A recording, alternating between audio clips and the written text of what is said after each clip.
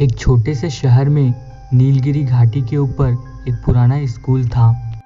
ये स्कूल आसपास के इलाके में बहुत ही ज़्यादा प्रसिद्ध था क्योंकि यहाँ पर पढ़ाई बहुत ही अच्छी की जाती थी।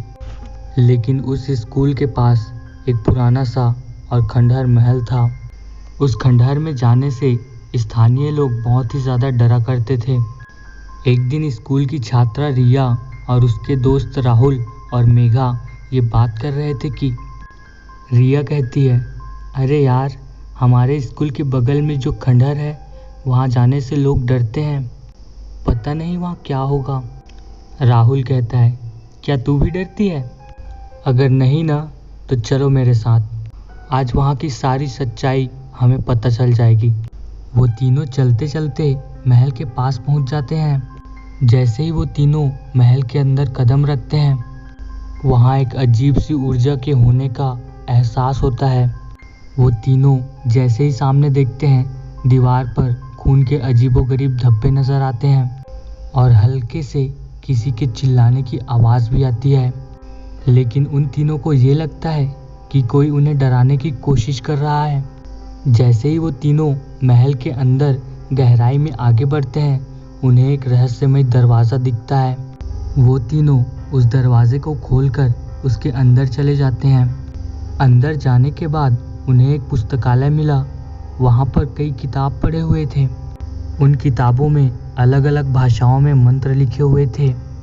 अब उन तीनों ने कुछ ऐसी किताबें पकड़ी जो उन्हें समझ आती थी और उन किताबों को पढ़ने के बाद उन्हें पता चला कि इस महल में पुरानी और अज्ञात शक्तियों के बारे में अध्ययन किया जाता है।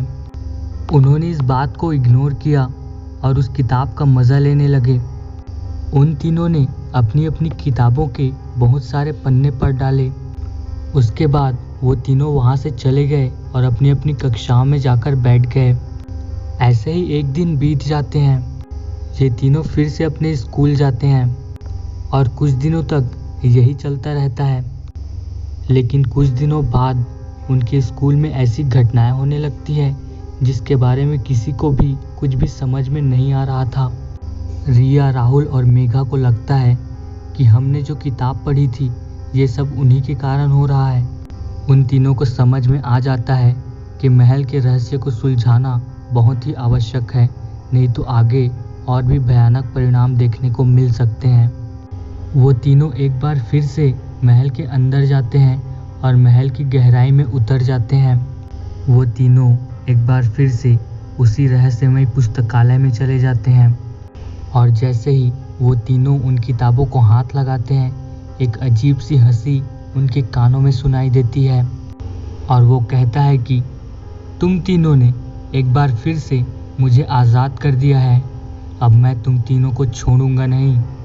अगर तुम तीनों मुझसे बचना चाहते हो और अपने स्कूल को भी बचाना चाहते हो तो मैं तुम्हें सिर्फ एक मौका दे सकता हूँ, क्योंकि मैं एक जिन हूँ जो किसी को भी बिना मौके दिए नहीं मारता। अब मैं तुम तीनों से एक एक करके सवाल पूछूंगा।